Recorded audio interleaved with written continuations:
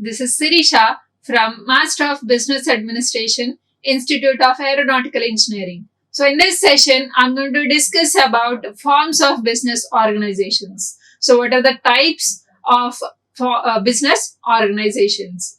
So coming to business organization, a business entity is an organization which requires some investment like in the form of capital, or we require men in the form of like labor, we require machines, we require some place, and all together we are putting some inputs here so that we are going to produce something. Either they can be products or services. So a business entity which is going to form an organization with the help of giving some inputs, and we convert them inputs into the outputs which are called as products or service. So here these business form of organizations are going to change based on the nature of the product or service which we are going to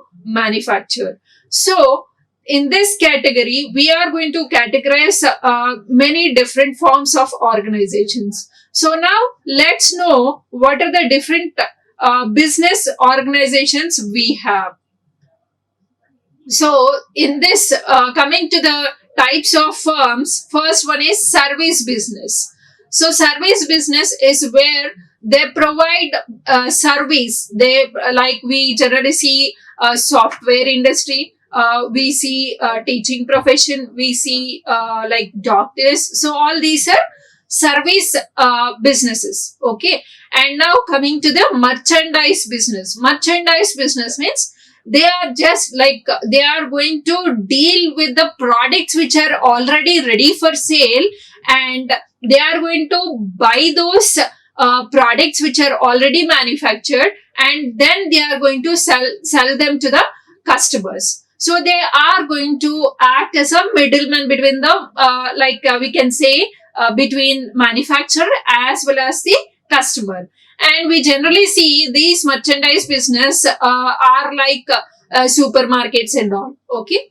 And now it is manufacturing business. So here in this manufacturing business, so we generally have all the products which are manufactured physically, we can see them.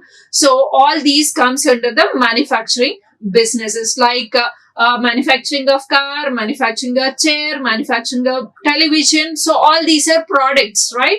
So all these products are manufactured. So all these are different types of the like manufacturing products. So coming to the next one, that is hybrid business. Hybrid business means here we have in this hybrid kind of business, what a business model is going to be like, where they are going to integrate to two different elements in the business to capture the market or to deal with a new kind of approach in the business. So for example, we can take we see a normal car. So like this car is going to work or is going to move based on the petrol or diesel. So here if engine is if the engine is integrated with battery, like electricity, like household electricity or some LPG gas. So if we are integrating these two into the normal car which we see, which is working on petrol or diesel, then here we are including a new business model for the existing product, right? So here because we are integrating new elements, two different new elements are coming together and integrated in this particular business model to have a bright business or to have more newer products in the market. So this is what is a hybrid business. So these are the four different types of business firms we generally see. So what are the forms of business organizations which we have? So coming to forms of business organizations, we have sole proprietorship, partnership, Hindu undivided family, cooperative society, and a company. So, coming to what are all these sole proprietor, partnership, or company, Hindu undivided family, and all. So, coming to this sole proprietorship, this kind of sole proprietorship is being operated by only one single person, where he's going to act as a single man show, where he's going to manufacture he's going to take care of all the activities of the business. So right from buying the raw material till he make a final product. But here we cannot say like this manufacturing type of terminology in case of sole proprietorship. Why? Because he cannot generally do a manufacturing kind of product, right? So here we see very small type of businesses in this sole proprietorship, because here he alone has to handle the whole business, right? So that's the reason we generally see a small petty shops like a provision shop, or a store, or a small vegetable shop, or all these simple and very smaller type of forms are the sole proprietorships. And coming to partnership, here we have more than two members are going to be there, are going to act as owners of the business. So here these two people are going to come to the mutual agreement to have a ownership of that particular business. So this is the next level of the business, where they can go with the expansion of their business. If a sole trader is working or started his business with a small provision shop, he can go with partnership, because a sole proprietor cannot handle all the burdens, right? So he'll have unlimited liability here, right? So sole proprietor will have unlimited liability. So here, to avoid the risk of that particular business, he can further go with a partnership to expand the business, and he may also acquire some amount of investment from the partner, so that both are going to share profits as well as they are going to expand the business. So then we can move on with a partnership, right? So here in this partnership, like they can a small provision shop can be turned into a supermarket, right? So like that, like a partnership can be a partnership business can be made. And now coming to Hindu undivided family. So in this type of business form we see only in India, not anywhere else. So Hindu undivided family. So here we take the we call head of the family as karta of that Hindu undivided family form of this business. So here this is a family business. So that family is going to handle that business. So head of the family, whoever is the big elder person, so that person will become karta of that business. He has the whole responsibility of handling the business activities. So that is Hindu undivided family. And coming to cooperative society, here this cooperative society is like generally we see in rural areas, like where for having the better opportunity, it is a non-profit based organization, like few of them are going to come together for the benefit of having something, or for example we can take farmers are coming together to collaborate, and they are going to collaborate together so that they are going to have some benefit out of this cooperative society. So that society is going to handle all the activities. So here few people are coming together and forming a society kind of thing, where here this is a non-profit organization. Okay.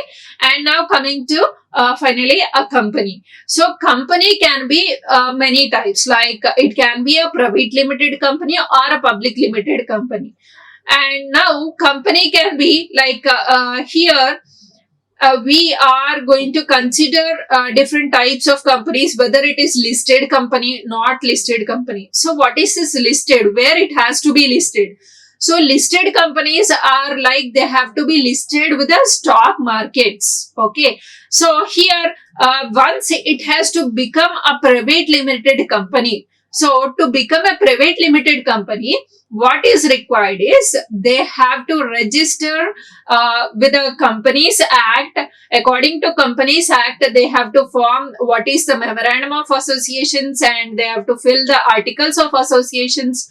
So they have to go with the company registration. So based on basic formalities, all the formalities are to be done, and after the formalities are done, then they are going to make a company. So here we generally have two types, that is private limited company and public limited company.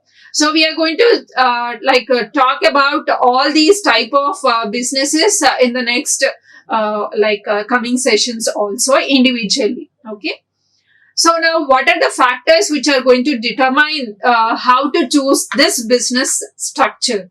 So how do we choose which type of business is suitable for my idea which I got to start my business?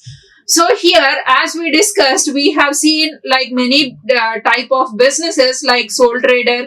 He is the only single owner where he is going to deal with unlimited liability. If something goes wrong, his business is at losses. So all that losses has to be borne by bared by only this single man, right? So coming to partnership, here we have like minimum two people should be existing in this partnership firm.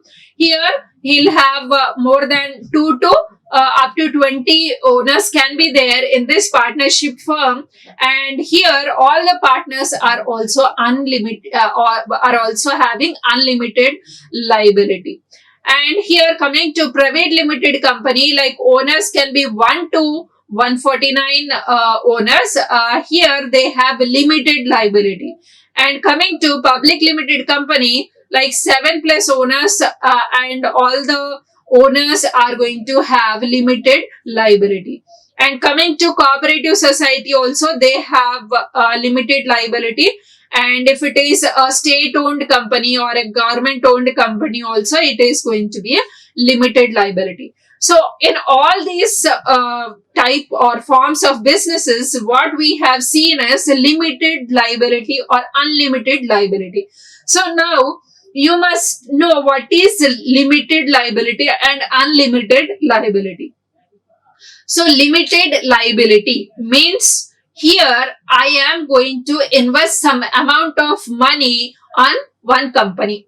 Okay. As I have some crores of money with me. So when I have crores of money, I am going to invest 1 crore on one company. Okay. Let us take all these limited companies. Okay, all these limited liability companies. Okay, private limited, public limited, cooperative or state owned company. So out of these, if I'm investing 1 crore rupees on any one of these companies, then if any one of these company is failing or it is getting lot of losses, it is under loss. So who is going to bear that loss? So I am not going to bear the loss. Here, I am liable to some extent. I am liable to have only the share of profit. I am liable to have some limit. I am not going to take the whole burden of the company, and I am not going to sit there and pay off all the debts of that particular company, of that particular business for that matter. Okay. So here that we call it as we are limiting to some extent. For example, as I told, I have invested 1 crore rupees out of all these companies. Okay. When I have invested, that means what? I'm going to purchase the share of that particular company. When I'm purchasing share, the share value can come down. Okay. When the business is stooping down, the share value is coming down. So I am liable to just the amount which I have invested uh, as a share. Okay. So I have invested 1 crore. The value of share today is only 80 lakhs. So it is my wish whether I need to continue with the same company, or I need to withdraw, or I need to sell off my shares and just go to the some other company.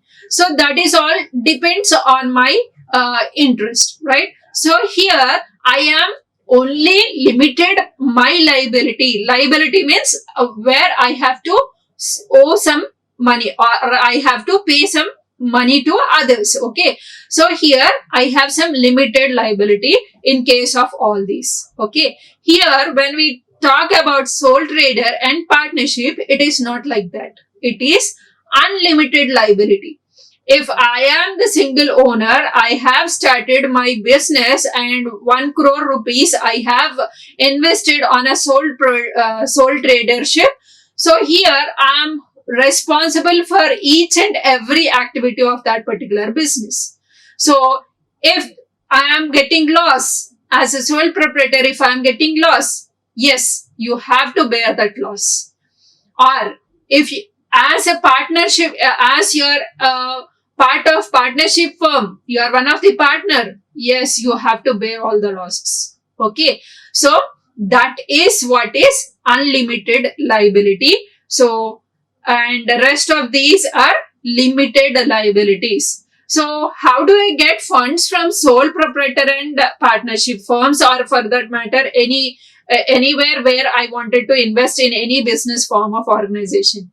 So when I start a sole proprietorship or partnership firm, what do? I borrow money from bank, I borrow money from my friends or from my colleagues, or I may borrow from my relatives, from XYZ people I'm going to borrow money, right? So I'm going to establish that. Okay, that's fine. But here, after establishment, I may get profit or I may get loss, right? If I'm getting loss, okay, for one continuous year, I'm going to get loss. If I'm getting loss, if I wanted to close down the business, I have to bear the loss, as well as I am responsible to pay off all my loans from where I have bought.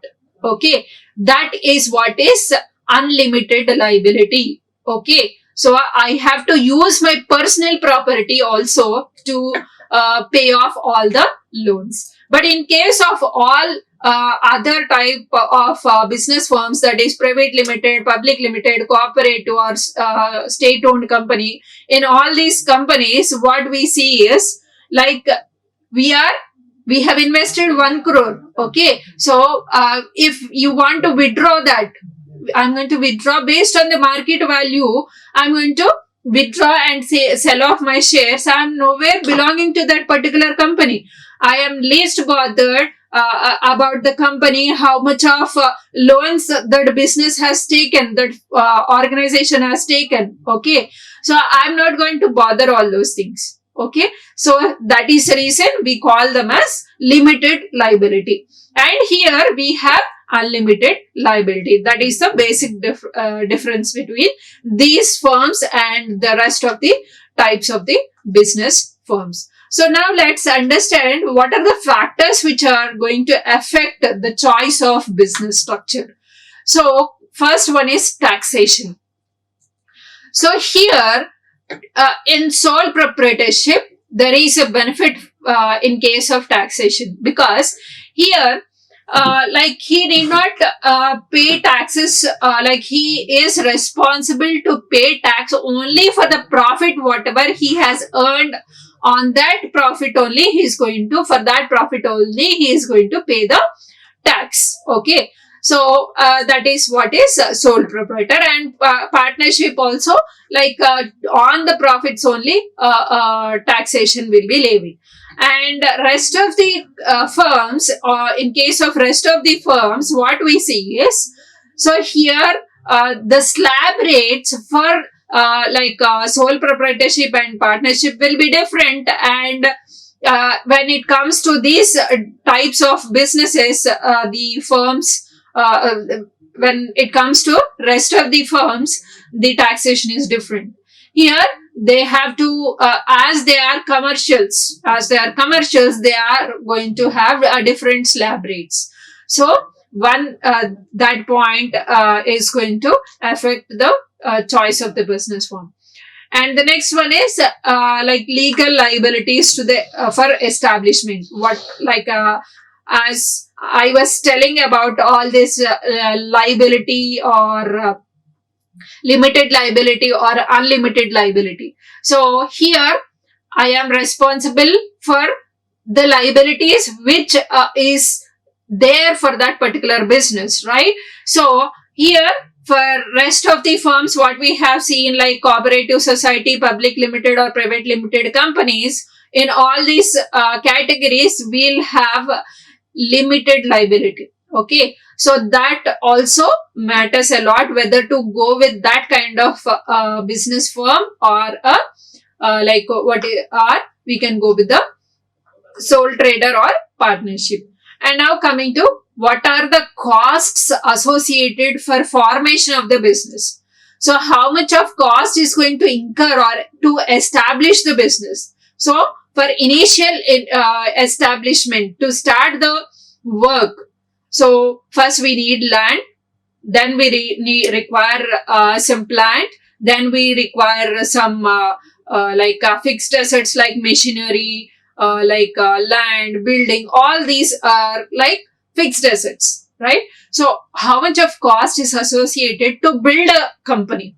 So that also makes us to choose a business. So I'm not having that much of money with me. I cannot borrow more amount of money. I'm not much interested to borrow money. Okay. So then what do I do? I'm going to go with only small type of business firm. I'm not going to go with either public limited or private limited companies, or any type of the business firms. So that is going to choose the what is the business structure of the business. And now coming to, what is the support from the environmental factors? So if I am establishing a business here, what kind of support I'm going to get out of that society, okay, around that particular place. Okay, that also makes us to think about which type of business we need to start with, and what are the market conditions, what are the products or service which we are offering to the customers. So whether market is ready to take that particular product into the market or not. So all these are also very important. And whether we have shareholders for that particular business firm or not. So if it is sole proprietorship and partnership, we don't have shareholders. For rest of the things, we can have the shareholders funds. Okay, so these are the factors which are affecting to choose a business structure. And now let's understand what are the steps to establish a business organization. So the very first step is, we have to refine our business idea.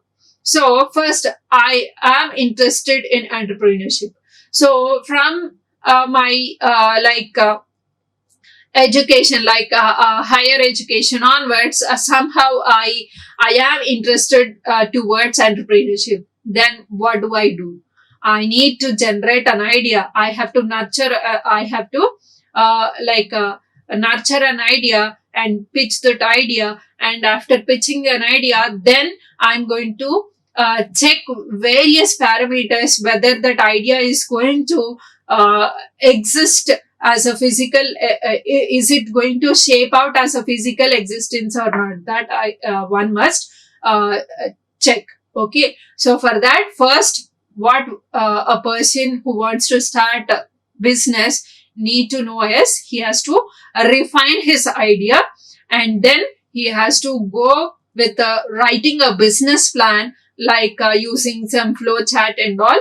And then he need to acquire the finance. What is the finance assistance he is going to get from banks, or from like outside, from his like friends or colleagues, or like friends, or relatives, or somebody else.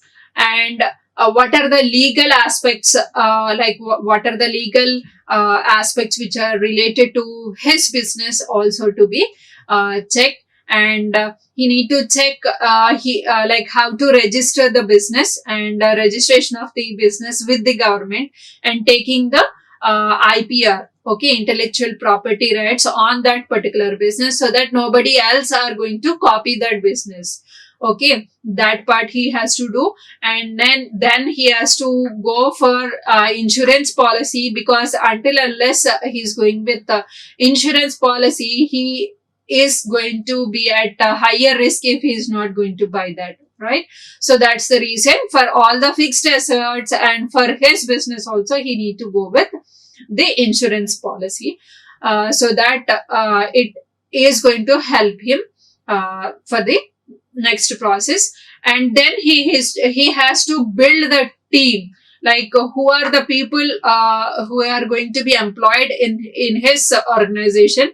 So based on the teamwork, and based on the leadership qualities, only a business can be improvised, and it can be existing for the longer duration in the market. And next one is he need to go with the choice of the vendors. Who are the vendors who are going to sell the raw materials and all. So based on vendors, like what is the cost they are offering for. So all these are also have to be chosen.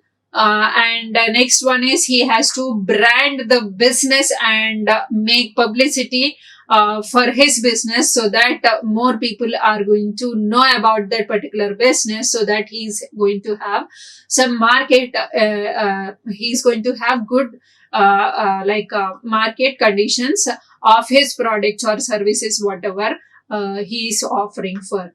And finally, he has to follow up with the all kind of actions, so that his business is going to grow further. So these are the steps. And now let's move on with the stages. So generally we see a local business, like when we start the business, we don't want to go with large scale of production, right? So because we don't know whether we are going to be at heights or at low, right? So initially, to avoid the risk, so initially any business firm will start with a very small kind of business. So they are going to target only at the local businesses or local markets, and then they reach the regional businesses. Once they are going to have that sustainability, they are going to expand their business with the regional locations. And then if they are able to sustain even in regional businesses, then they move on with the national business, and finally they go with the international business and global business too. Okay, so these are the evolution stages of business organizations. Thank you. Like, share and subscribe. Hit the bell icon for more updates.